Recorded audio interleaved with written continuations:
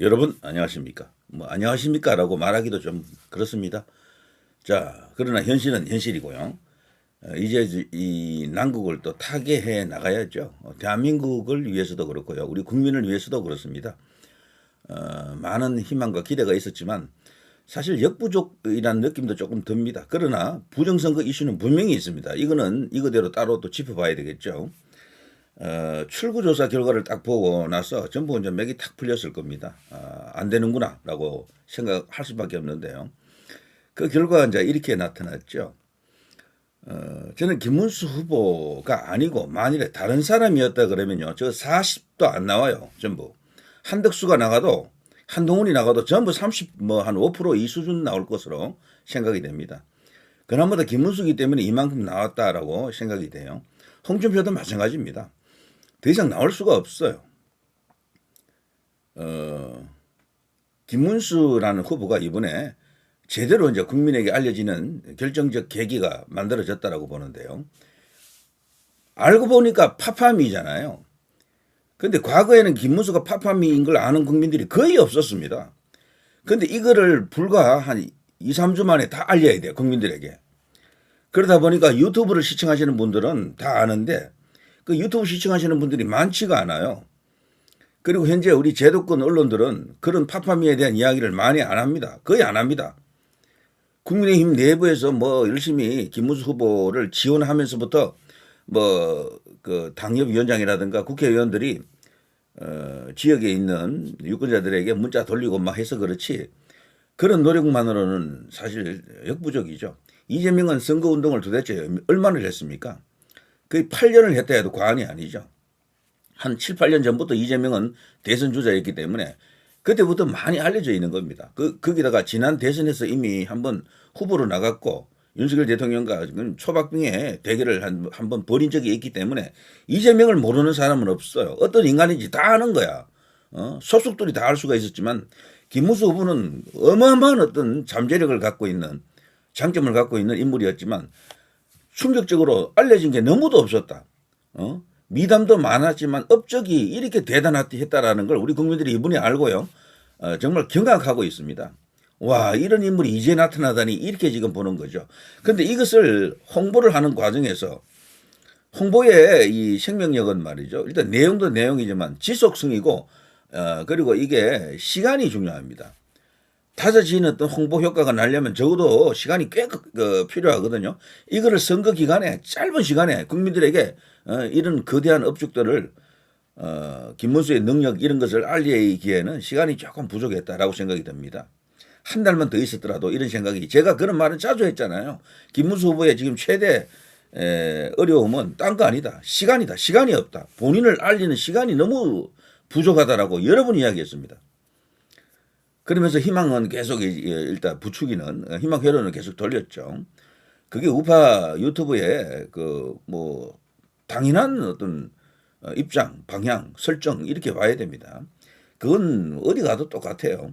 그럼 뭐 그 상태에서 김문수로는 진다, 뭐 김문수 지금 많이 지고 있다 이런 이야기를 방송을 한다라는 것은 사리에 맞지가 않습니다. 그건 각자가 이제 판단을 하시는 거죠. 자, 이재명과 김문수는 비교 대상이 아닙니다. 거북선, 대북 송금 의혹 등등 해서요.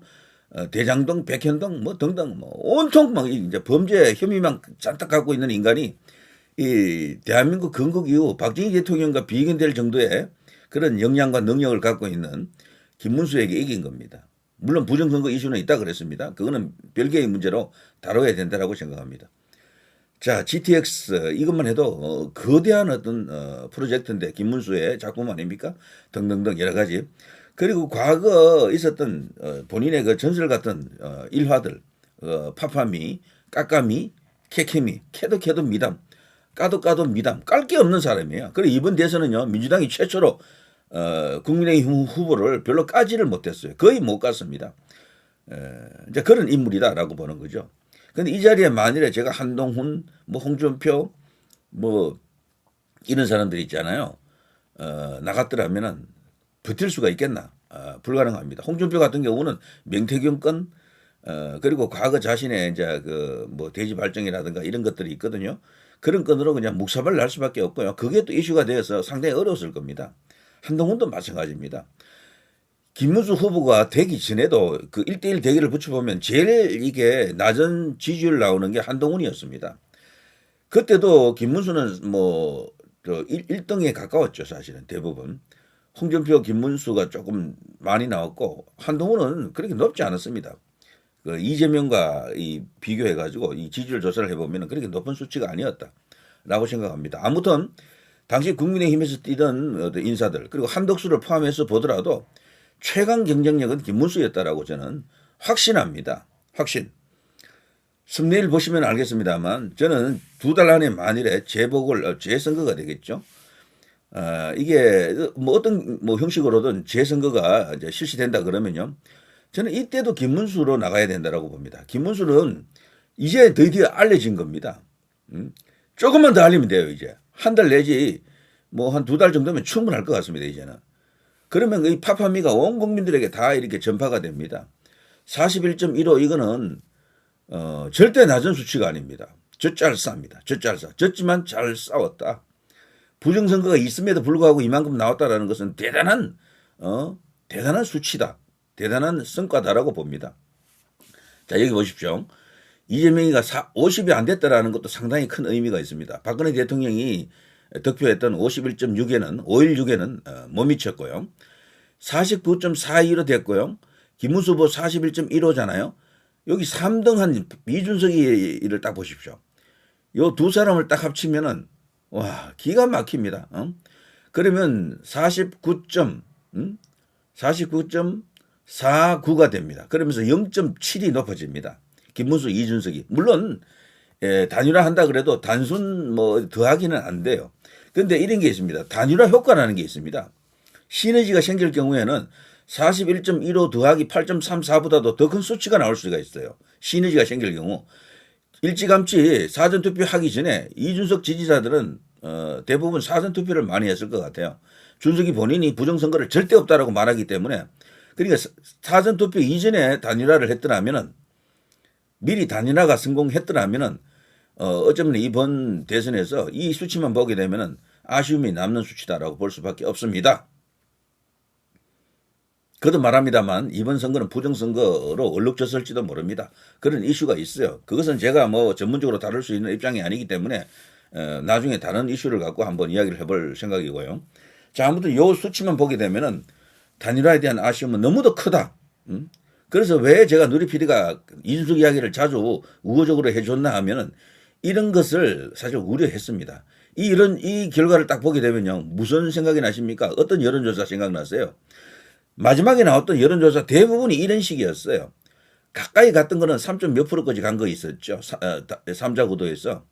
또 뭐 5% 6% 갔던 것도 있죠. 그런 것도 있지만 MBS나 한국갤럽 그리고 그런 어떤 군소 여론조사들 하고 중간값으로 딱 보게 되면 평균값이라 그러죠. 딱 그 수치에 여기에 근접합니다. 어쨌거나 그렇게 돼 있어요. 자, 그러나 이재명은 대통령이 되었지만 여전히 가위 눌림은 계속될 것이다. 사법 리스크는 존재한다. 뭐 조만간 이제 파기환송심 그 관련해 가지고요. 고법에서 이제 곧 이렇게 결론을 내리겠죠. 그리고 그것은 다시 대법으로 갑니다. 저들은요 그 사건을 그 범죄를 지우기 위해서 뭐 입법을 한다 그러는데 그거는 쉽지 않을 거예요. 정말 그거는 국민 여론도 그렇고요. 죄를 자기 스스로 탕감하는 그런 터무니없는 짓 아닙니까? 거기다가 이번 부정선거 이슈가 결과적으로 미국과 어떤 관계 속에서 엄청난 또 뭐가 또 터질지도 알 수 없고요. 그래서 저는 가능성만 놓고 보면은 이재명은 대통령 오래 못한다. 이런 가능성은 충분히 있다라고 봅니다. 그래서 재보궐선거가 되든 뭐가 되든 하여튼 다시 선거를 치르게 된다 그러면요. 그때도 지금 나왔던 후보들이 대거 또 출진하겠죠. 홍준표는 이미 이제 국민의힘이 아니니까 거기는 뭐 무소속이라고 저는 봅니다. 아웃이고요. 결국 한동훈 남고 뭐 안철수 남고 뭐 등등 해서 몇 명이 있겠죠. 유승민도 있고 등등 있겠죠. 그런 중에서도 결국은 우리가 지금 기둥으로 삼고 같이 나가야 할 인물은 김문수밖에 없겠다라고 생각이 됩니다. 41.15 이거 절대 낮은 수치 아닙니다. 단언합니다. 저는 다른 후보들보다도 적어도 5%에서 한 7% 정도 더 많이 갖고 왔다라고 생각합니다. 그게 김문수의 힘이다라고 생각하는 거죠. 윤석열 대통령이 과연 앞으로 어떤 행보를 할 것인가도 상당히 이제 중요한데 이번은 이제 재판을 또 계속해야 되잖아요. 윤 대통령을 또 이렇게 좋아하고 따르는 지지자들 윤 어게인인 이쪽 이제 또 하나의 세력을 형성하고 있죠. 이분들이 또 어떤 방향을 잡는지도 굉장히 중요하고 황교안 전 국무총리를 중심으로 한 저 부방대 세력들 여기도 앞으로 어떤 방향을 잡을지도 굉장히 중요합니다. 자, 이런 것들이 한데 어울려 가지고 새로운 어떤 대선 이후에 어떤 채비를 하겠죠. 이대로 그냥 주저앉을 수가 없습니다. 계속 나아가야 되고요. 그리고 끝으로 이제 한마디만 더 말씀드립니다. 우파 유튜브 전부 김문수가 이긴다라고 아마 말을 많이 했을 겁니다.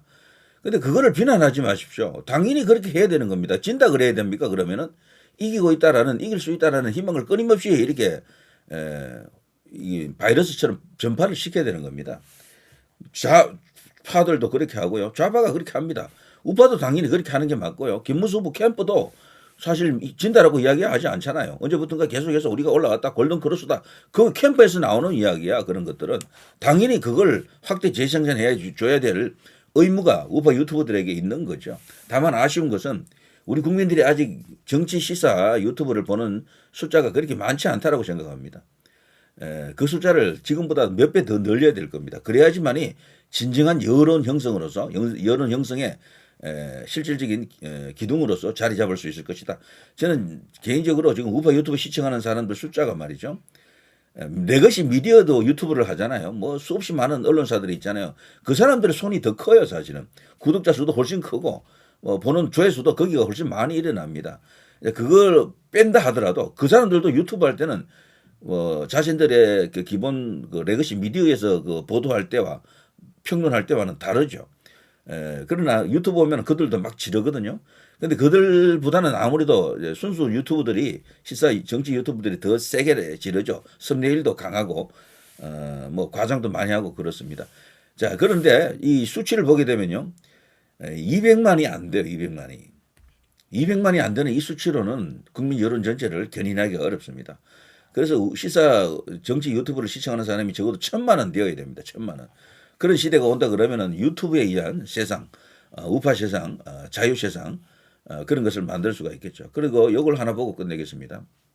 자, 이번에 결과가 이렇게 나왔습니다만 여기 출구조사하고는 좀 다르죠. 출구조사 한번 보십시오. 방송 3사 출구조사 그리고 JTBC 예측조사, 채널의 예측조사가 거의 비슷하죠. 51.7, 50.6, 51.1, 39.3, 39.4, 38.9, 7.7, 7.9, 8.7. 참 여론조사라는 것도 참 굉장합니다. 어떤 면에서는요. 이게 진짜 마법인가 과학인가 이런 생각이 들 정도고요. 그러나 어쨌거나 부정선거 이슈가 있는 만큼 그것은 그대로 또 난리가 날 겁니다. 이번 선거 무효, 사전투표 무효 외치는 목소리가 당연히 터질 수밖에 없다 이런 생각이 듭니다. 자, 여기서 어쨌거나 김문수, 이준석이 만일에 합치고 준석이가 김문수를 따라다니면서 같이 유세를 했더라면은 2030 남자들이 이대남들이 대부분 이준석을 많이 찍었더라고요.